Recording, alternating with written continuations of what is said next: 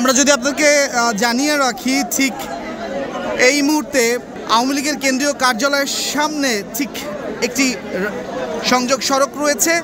সেই সড়কটির কাছেই একটি পাম্প রয়েছে। সেই পাম্পের অভ্যন্তরে এই যে যুবকটিকে দেখা যাচ্ছে, যাকে ঘিরে রয়েছে ছাত্র জনতা, তাকে এই জায়গাটিতে অবরুদ্ধ করে রাখা হয়েছে।